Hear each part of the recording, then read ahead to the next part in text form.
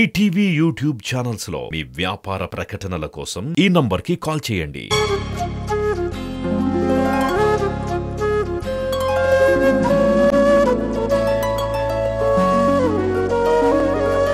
పాడుతా తీయగా చల్లగా లిఖిల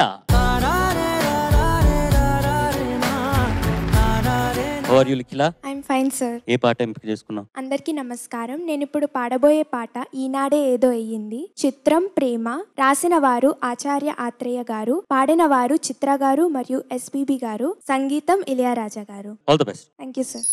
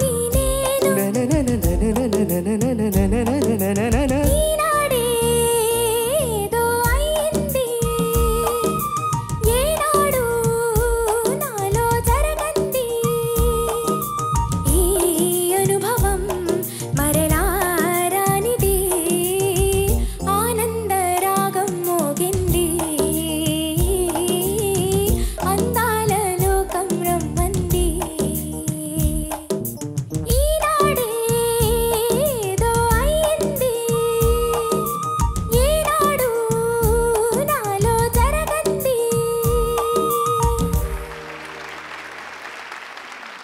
జడ్జెస్ ఏం పాట పాడావమ్మా. Thank you ma'am. Any time అసలు నా కొన్ని చిన్న చిన్న క్వశ్చన్స్ అడగచ్చా?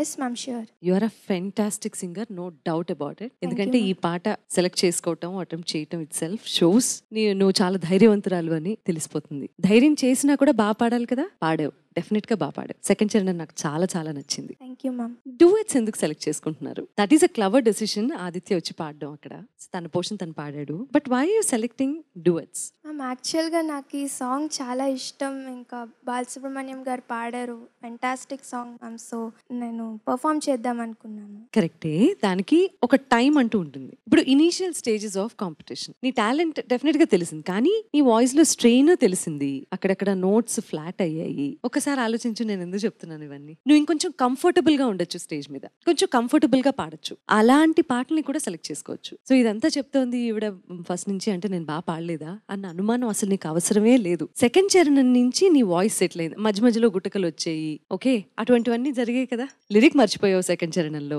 ఎందుకు జరుగుతుంది అదంతా? మొత్తం పాట నువ్వు పాడాలి. అది నువ్వు ఒక సోలో ఎంచుకున్నావు అనుకో, ఎస్పీబీ గారు పాడింది ఆర్ ఘంటసాల గారు పాడింది, సోలో ఎంచుకున్నావు అనుకో, నీకు ఒక ఫ్లో ఉంటుంది. అది నా చిన్న సజెషన్. అదర్వైజ్ చాలా హ్యాపీగా అనిపించింది నీ గొంతులో ఆ గమకాలు అంత స్పష్టంగా పలుకుతుంటే. Felt really really nice. Thank you ma'am. You have talent, but you need to take care of your voice because we want you in the competition. Okay? Thank you ma'am.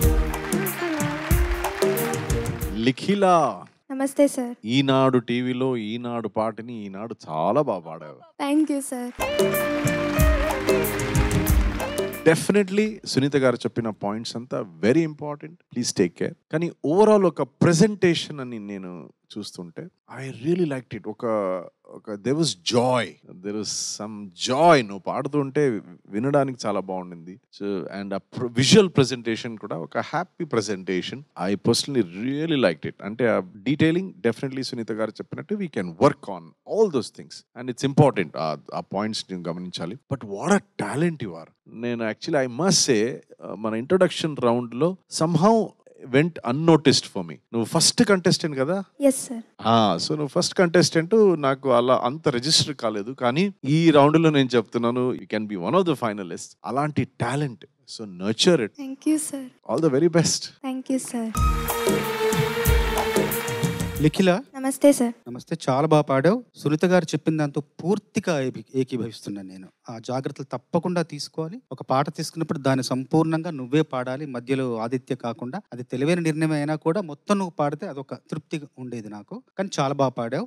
నా అభిప్రాయం ఏంటంటే, ఒక చోట ఉన్న సముద్రాన్ని యథాతథంగా తీసి ఇంకొక చోట పెట్టడం చాలా కష్టం. కానీ ఈ పాట అనే సముద్రాన్ని, ఎక్కడో ఉన్న సముద్రాన్ని తీసుకొచ్చి నువ్వు మాత్రం ఈ చోట పెట్టావు. చాలా ఆనందంగా ఉంది. మధ్యలో కొన్ని నీటి బిందువులు అలా దొరిలినా కూడా సముద్రం అయితే ఇక్కడికి వచ్చేసింది. అంత ఆనందంగా ఉంది. నేను ఒక విషయం ఎప్పటి నుండో చెప్పాలనుకుంటున్నాను. ప్రేమ గురించి ఈనాడే ఏదో అయ్యింది, ఈనాడే ఏదో జరిగింది, గుండెలో సందడి పెరిగింది, ఏదో అలజడి కలిగింది అని కవితాత్మకంగా చాలా సందర్భాల్లో చాలా మంది కవులు చెప్తుంటారు. కానీ అది కవితాత్మక కోణం. శాస్త్రీయ కోణంలో ప్రేమ అన్నది ఎలా ఉంటది అనేది నేను ఒక పాటలో రాశాను. ఆ 2 మాటలు చెప్పాలి. అంటే శాస్త్రీయంగా శరీరంలో జరిగే మార్పులు, చర్యలు ఏంటంటే, అమ్మాయిని అబ్బాయి చూడగానే డోపమైన్ హార్మోన్ దూసుకొస్తుంది, ఎమోషన్, ఎగ్జైట్మెంట్ ఎక్కువ అవుతుంది. అమ్మాయితో అబ్బాయి మాట్లాడగానే సెరటోనిన్ హార్మోన్ ఆవిరవుతుంది, ఆకలిని నిద్రని అది దూరం చేస్తుంది. అమ్మాయితో అబ్బాయి అడుగులు వేస్తుంటే ఆక్సిటోసిన్ హార్మోన్ ఉరకలు వేస్తుంది, అడ్వెంచర్లు ఎన్నో చేసే ధైర్యం వస్తుంది. అమ్మాయికై అబ్బాయి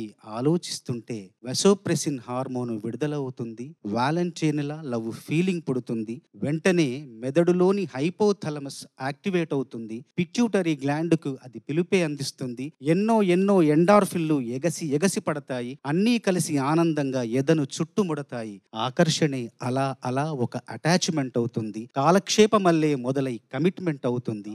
యవ్వనమే పరీక్ష నాలిక, శరీరమే ప్రయోగశాలగా జరిగే చర్య ఇది. Love chemistry.